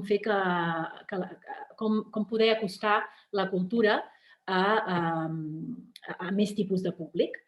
Un altre repte, que també tots els companys l'han destacat moltíssim, és el tema de la inclusió social, la inclusivitat. També els guies, en la mesura que puguem, també podem contribuir. I, evidentment, un altre repte, que aquest penso que és molt complex i que és el fet de trobar un equilibri en el model de turisme. És un tema molt complex i que respon a molts factors i a molts interessos diferents, però penso que tot això que ha passat, tota aquesta aturada, sí que una mica ens ha de fer reflexionar i intentar anar en una direcció i trobar aquest equilibri. Penso que és un tema que és infinit, però que s'ha de tenir en compte. Evidentment, fer bon ús de les xarxes socials i l'ús de la tecnologia que jugui a favor nostre i que puguem realment, a través de les xarxes socials, jugar en benefici d'un model de turisme que és el que volem, no? I després aprofitar aquesta situació en la que ens hem trobat així inesperadament per avançar i per avançar millor. És a dir, treballar plegats per turisme realment que sigui sostenible, responsable i de qualitat. Bé, fins aquí. Em sembla que més o menys he complert el temps. Moltes gràcies a tothom per la vostra atenció i bé, ara... Moltes gràcies, Anna. Doncs crec que acabes amb aquests 4 reptes, aquestes 4 conclusions després d'aquest ventall de possibilitats de visites temàtiques, visites més convencionals, visites teatralitzades, visites inclusives socialment. Crec que ens apunta aquí tot un marc divers. Hi ha un parell de preguntes. Tenim primer una pregunta d'en Joan Pluma. No sé, Joan, si vols entrar o vols que la llegeixi jo? No sé si tenim en Joan en pantalla, però no té l'altaveu actiu. Suposo que, mica en mica, és una pregunta que s'adreça als de Parral. Perdó, Sí.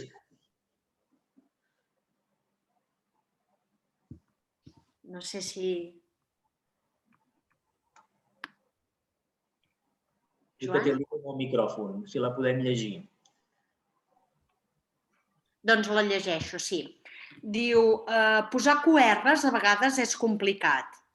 Heu pensat en algun sistema que no descansi en codis QR per activar l'accés a l'app? Bé, sí, hi hem pensat. El que passa que, evidentment, un cop vas a aquest altre terreny, el desenvolupament ja de tot el que necessites és molt més feixuc, molt més costós, però es pot fer. Nosaltres el que hem prioritzat, en primer lloc, és que el funcionament del nostre servei sigui superràpid. D'entrada, prioritzant que no t'hagis de descarregar res. Avui dia amb el telèfon mòbil tu passes per davant del QR i de seguida, ja ho he vist, d'una forma superràpida accedeixes a la informació. I de l'altra manera, si ho féssim d'aquesta altra manera, que es pot fer i ho estem també desenvolupant, obligatòriament, a dia d'avui, es necessita una aplicació que nosaltres ja estem treballant. Una aplicació que ens pot permetre d'aquí un temps, que és que a través del sistema GPS, tu quan passis per un lloc d'interès, davant d'un edifici, davant d'un monument, davant de qualsevol lloc que pugui tenir un significat turístic que es pugui explicar, doncs se t'activi, diguem-ne, un avís i que amb el teu telèfon mòbil, amb la teva aplicació, ràpidament, si ho permets, t'accedeixi directament a aquesta informació. Això sí que és possible fer-ho, però diguem-ne que el desenvolupament és molt més costós. Però sí, i ho estem treballant, també. Molt bé.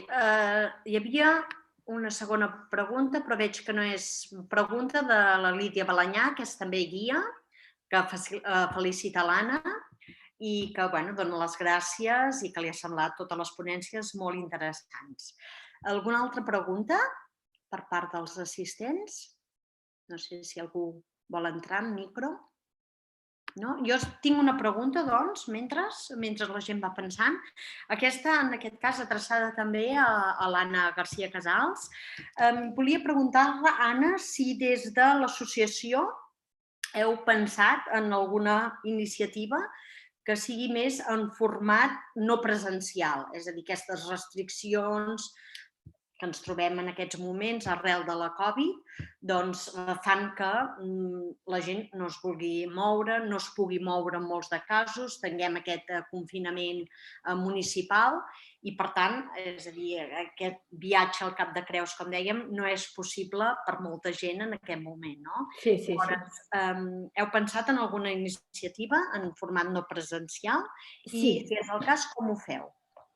A veure, hi hem pensat i, de fet, l'Associació de Girona som un col·lectiu gran i hi hem pensat, hi ha idees, però així a nivell col·lectiu no tenim res encara prou potent preparat. Diguem-ne que tot el tema virtual, clar, és evident que hi ha de ser i que l'estem treballant, però no tenim una proposta encara allò en ferm. Sí que havíem fet, per exemple, a Figueres, alguna visita virtual a través de la visita virtual del Teatre Museu Dalí, per exemple, pels amics del museu, jo l'havia fet, i sí que estem en aquest impàs, però no ho tenim encara preparat.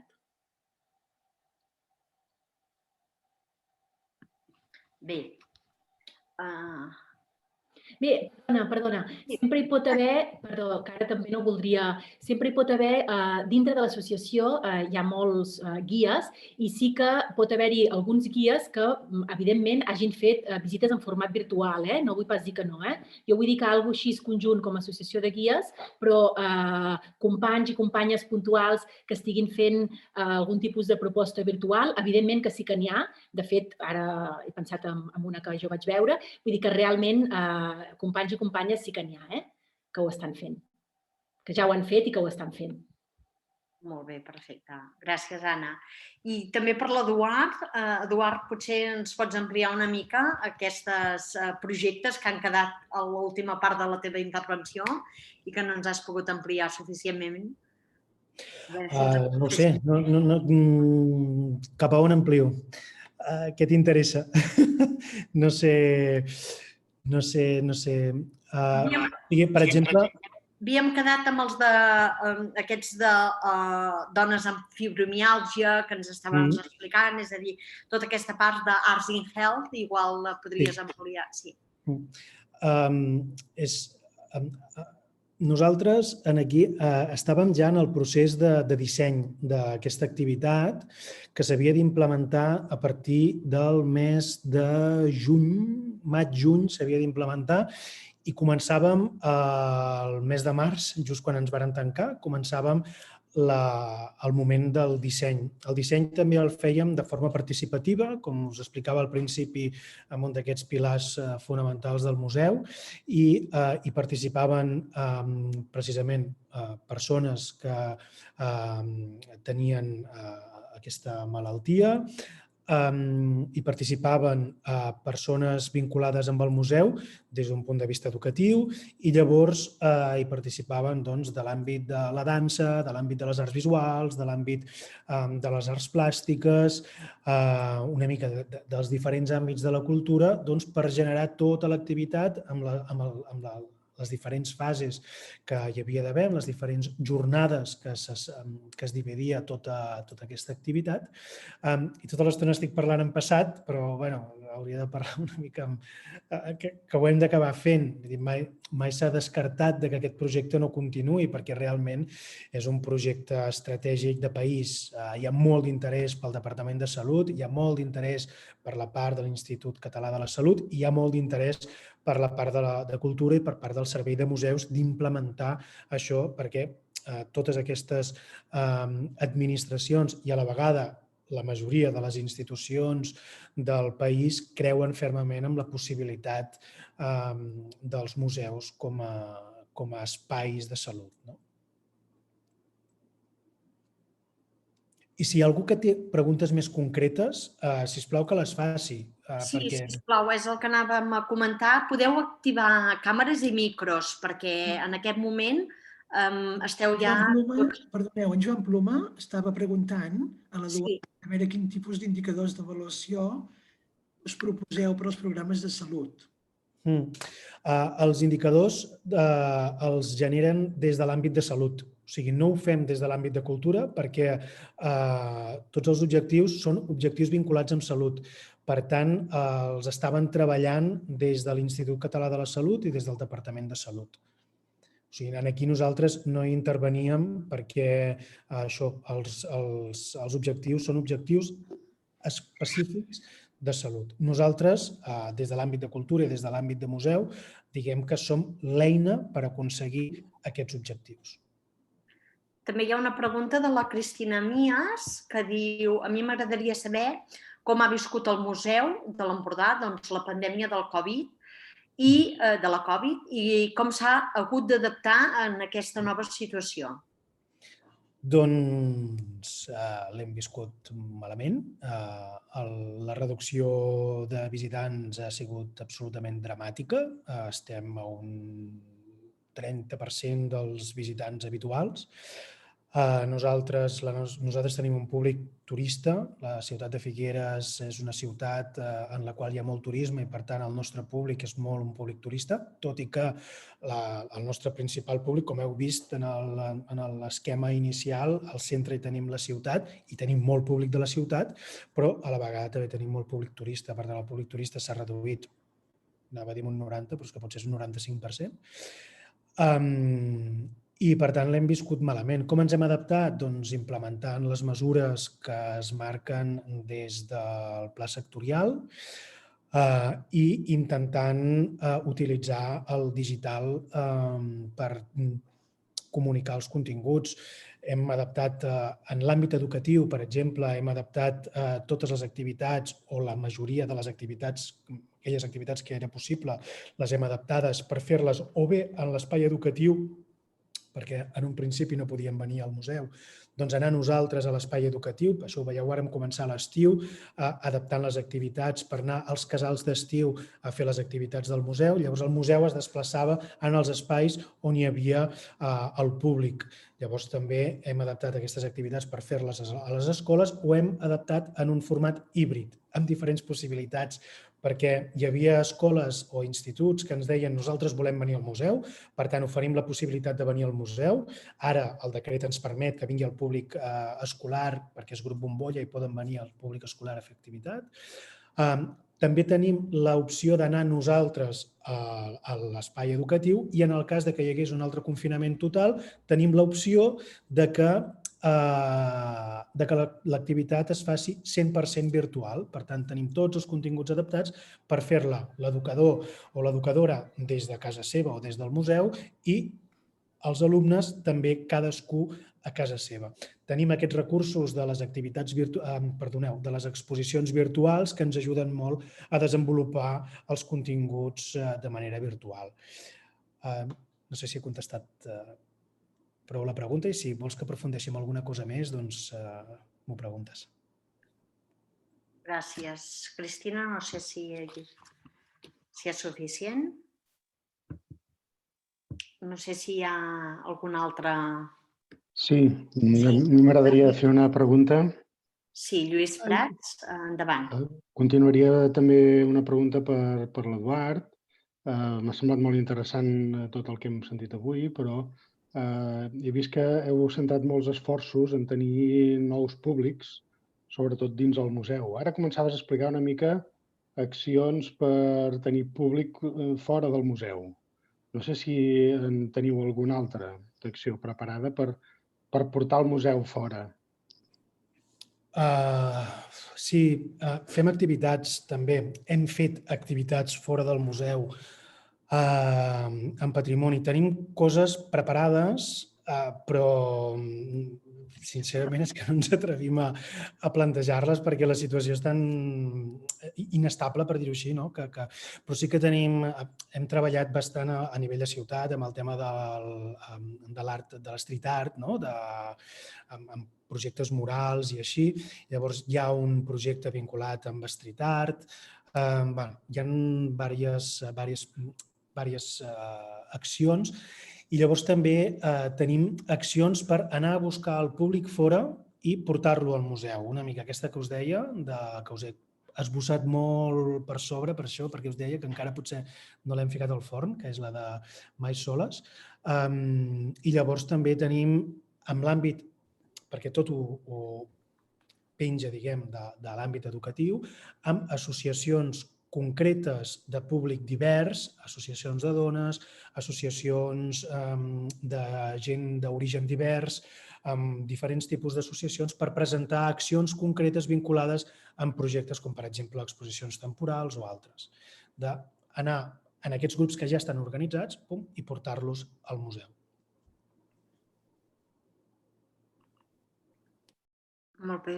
Alguna altra qüestió, Lluís? Puc aprofitar ara més per en Quim i la Resma, perquè treballant amb diverses aplicacions i coses similars, sempre hi ha hagut un problema habitual i no sé com l'han resolt, si és que l'han resolt, que és el tema de l'accés a internet i el roaming. En el cas d'Andorra és especialment rellevant.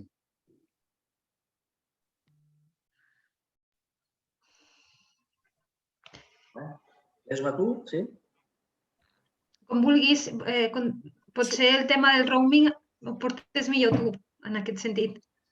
Home, evidentment, al nostre país, sí. El roaming és un dels hàndicaps que tenim, sobretot pels visitants provinents d'Espanya. No passa el mateix amb les operadores franceses, tenim molts visitants francesos, però diguem-ne que l'operadora que tenim aquí al Principat d'Andorra, que es diu Andorra Telecom, doncs ha aconseguit arribar a acords amb les operadores estrangeres, de forma que, per exemple, qualsevol visitant que vingui de França o de molts punts d'Europa, quan venen aquí a Andorra, no tenen aquesta diferència de preus, sinó que tenen, em sembla que els preus estàndards amb els acords que hi ha a nivell europeu. L'únic punt de dificultat és, curiosament, amb Espanya. I diguem-ne que això està a les mans de les operadores espanyoles, no està a les mans de l'operadora andorrana, perquè aquí en aquest cas, evidentment, estarien al 100% interessats que fos totalment transparent en aquest sentit, però això depèn d'Espanya. Sí que, evidentment, nosaltres hem fet les corresponents consultes i sabem que moltes operadores espanyoles ja estan oferint, diguem-ne, forfets o paquets quan vas a l'estranger en països on no hi ha aquests acords. De forma que, al final, quan arribes aquí al Principat d'Andorra, et trobes que pràcticament arribes a pagar el mateix sempre i quan tinguis aquest forfet contractat.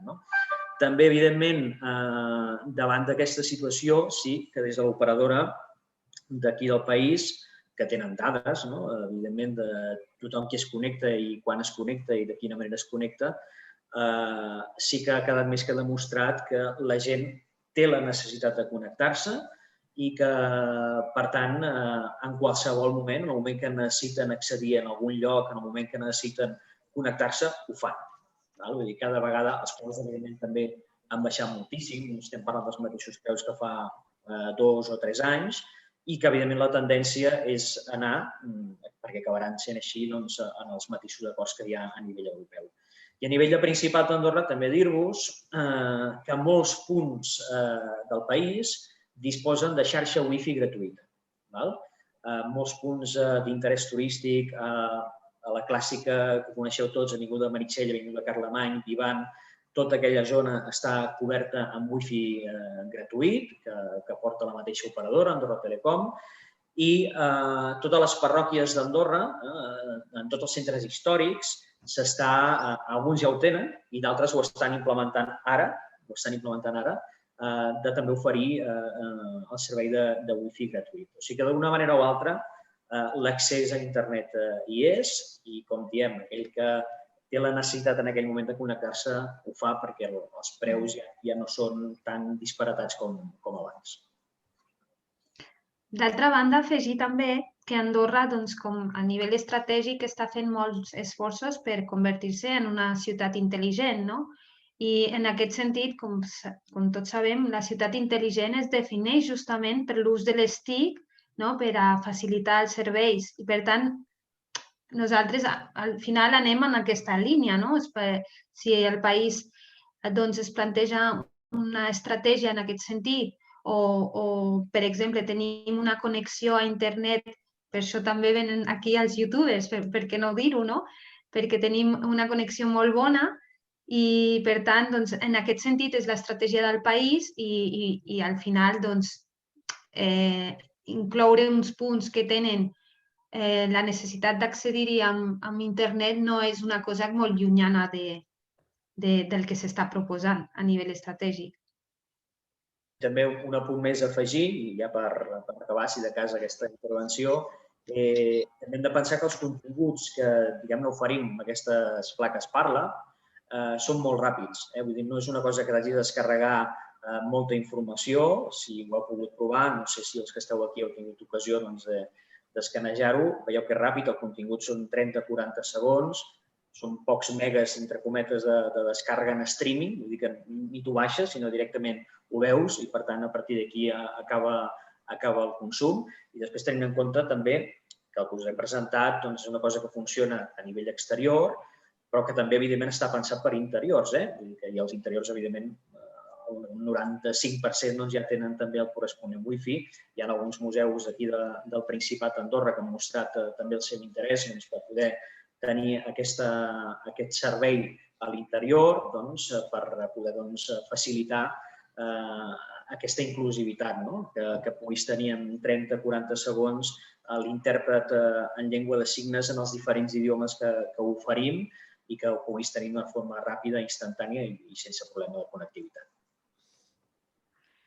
La Dolors Vidal em sembla que aixecava la mà per fer alguna pregunta. Només una pregunta, només una qüestió que està dirigida a tots tres, i és que aquest nivell d'experiències, a veure, les escriviu en alguna plataforma de gestió de museus, en algun lloc en el qual, diguem-ne, en alguna plataforma de l'ICOM, o queda, tota aquesta feina queda sense escriure, diguem-ne, o queda en l'àmbit pròpiament del museu i prou, o de l'experiència o del viatge, i no es comunica en altres espais. Si es comunica o no, si s'escriu en revistes, si es treballa això a aquest altre nivell. Per part nostra, tot el que us he explicat, clar, el que està vinculat amb l'exposició es queda amb tot el contingut vinculat amb l'exposició i la comunicació que s'ha fet i aquí. A la nostra pàgina web hi serà, perquè estem treballant amb la nova pàgina web que ens permetrà tot això. I en espais compartits, no. Sí que és cert que el projecte d'Arts in Health, aquest que està així esperant a veure com evoluciona tot plegat i que tirarem endavant, aquest sí que es publicarà en revistes científiques vinculades amb salut, com s'han fet a altres països. Tant els Estats Units com Anglaterra són una mica pioners en l'àmbit de l'Arts in Health, fa anys que s'hi dediquen i ja hi ha molts estudis, com parlo de molts, vull dir centenars d'estudis i articles que ja estan vinculats, i la idea era nosaltres incorporar-nos amb aquesta prova pilot en aquests articles més científics. Pel que fa a la resta, no estan en altres espais.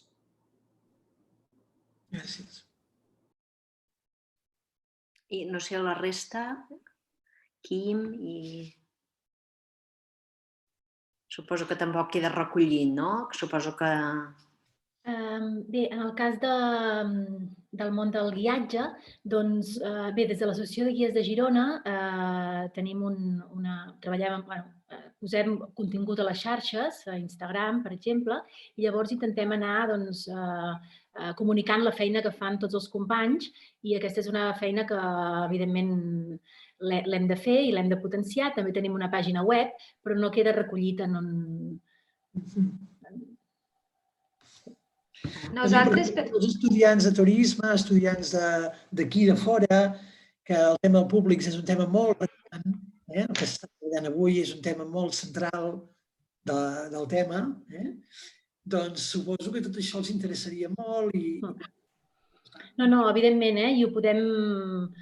Ho parlarem amb els companys de l'associació i a partir d'aquí, evidentment, podem millorar moltes coses i també establir més connexions potser amb la universitat i intentar explicar la nostra experiència, que pugui ser, si és que pot ser d'utilitat per altra gent, evidentment. Sí. Gràcies. Em sembla que la Resma volia dir alguna cosa. Dolors, entenc que has preguntat si difondrem també els continguts, no? És això, la pregunta? No t'he entès. No els continguts de l'app, no, sinó l'experiència, per exemple, doncs, quanta gent utilitza, com està plantejat el problema, en quines etapes. Així s'estudia una mica i se recull en forma de document tot això, no? D'acord. Sí, nosaltres el que fem és podem calcular la freqüentació dels punts d'accés. És a dir, podem tenir dades de quantes vegades s'ha escanejat, per exemple, l'idioma en francès en un punt concret, en un període concret, per saber també tenir aquestes dades per saber si s'ha de canviar alguna cosa o poder decidir si aquell lloc turístic s'està visitant més o menys o en quin idioma s'està visitant més o menys. I aquí anar prenent decisions. I això és el recull que fem de dades. Hi ha una pregunta per l'Anna, d'en Xavier, de reactivació socioeconòmica de la Cerdanya. Diu, el fet d'haver fet visites en grups més petits ha permès comprovar que la satisfacció del turista augmenta quan baixa l'afluència de visitants? La proporció de visites guiades ha estat proporcional a la baixada d'afluència de visitants? És a dir, el turisme ha estat de més nivell cultural? Bé, sí, aquesta és una pregunta interessant. De fet, el fet d'anar amb grups petits, evidentment, és una... Abans que parlàvem del model de turisme que volem, ja fa temps que des de l'Associació de Guies estem intentant apostar per un turisme de qualitat, que els grups no siguin grups grans, és a dir, que hi hagi un equilibri, no? I el que passa és que amb totes aquestes restriccions a vegades han sigut molt, molt, molt petits, no? Llavors hem de trobar també un equilibri, no? Per exemple, fent visites guiades durant aquests mesos, per exemple, jo en el meu cas, que he fet alguna visita per alguna família, és que hem treballat poc, tot s'ha de dir, clar, evidentment hem treballat molt poc. Doncs alguna visita que he fet al Museu Dalí, doncs clar, poder explicar al Museu Dalí sense visitants, és que, esclar, és una altra manera de visitar-ho i és una experiència realment, doncs, ho hem gaudit moltíssim i les famílies i la gent que crec que ha vingut aquest temps a fer visites guiades, d'alguna manera han gaudit d'aquesta situació perquè sí que és veritat que jo crec que també en alguns moments estàvem en uns punts que era massa, no? Llavors, això sí que penso que és interessant que trobem un equilibri, un terme mig i que puguem oferir qualitat, que en definitiva és el que volem. I no sé si em preguntava alguna cosa més. Bé, també és veritat que a vegades en algunes visites guiades pels carrers de la ciutat, doncs sí que els grupets petits que hem tingut també es nota que no hi ha vida a la ciutat, que tot està més tancat. Llavors això també, sí, hi ha menys gent i sí, no hi ha tant de soroll i tal, però tampoc no hi ha la vida natural que tenim a les ciutats, a Figueres, a Girona, a tot arreu. Llavors, jo penso que com en tot hem de trobar l'equilibri i evidentment, grups més petits i menys gent, evidentment hi ha un punt que és més qualitat, però també trobar un equilibri perquè també la vida d'una ciutat sense gent i sense turistes tampoc no és la pròpia, no? I crec que l'última qüestió era que trobeu que són més culturals els turistes que arriben?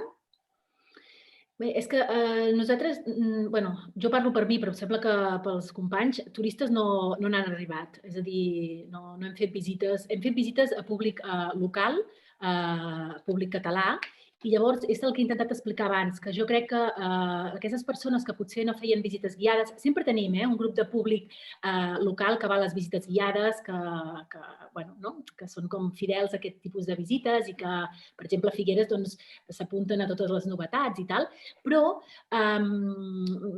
el tipus de turisme no és que sigui més cultural, jo crec que més gent local ha volgut fer coses i per això ha volgut fer visites guiades i crec que ha agradat molt, perquè aquesta gent potser no feien visites guiades aquí perquè potser estaven més acostumats a viatjar fora o a fer activitats d'un altre tipus, però no és que no tinguessin interessos culturals, jo crec que sí que en tenen, que passa que potser el que quedava a prop de casa no es visitava tant, no? Llavors, clar, com que hi ha hagut molt menys turisme, és que costa molt de comparar perquè no té res a veure. O sigui, no hem tingut turisme i hem tingut només públic local, comarcal, català. Doncs molt bé, crec que no hi ha més preguntes, ni al xat ni a la part de preguntes i respostes, amb la qual cosa anem ja a procedir a la cloenda de les jornades. D'entrada, agrair als ponents, els 4 ponents que hi ha hagut, a l'Eduard, en Quim i la Resma i a l'Anna, les interessants intervencions i contribucions que heu fet en aquesta jornada. Agrair a tots els participants pel debat, per les preguntes, tothom en general per l'assistència, també als campus per l'organització de l'acte i aprofitem aquest moment també per convidar-vos ja a la propera sessió que tindrà lloc el dijous 18 de febrer a les 11 del matí, com avui. En aquesta propera sessió es parlarà del vi, de l'enoturisme i del patrimoni. Específicament, la contribució serà des d'aquesta contribució que fa el sector del vi a la conservació del patrimoni cultural i natural. Es presentarà una experiència de recerca xilena, el programa Vi, Canvi Climàtic i Biodiversitat, i 5 experiències de la denominació d'origen Empordà, que estan contribuint d'una manera molt significativa a la conservació i a la divulgació d'aquest patrimoni. Al xat us passarem l'enllaç amb molta més informació de la jornada. Gràcies a tots i fins aviat. Moltes gràcies. Gràcies.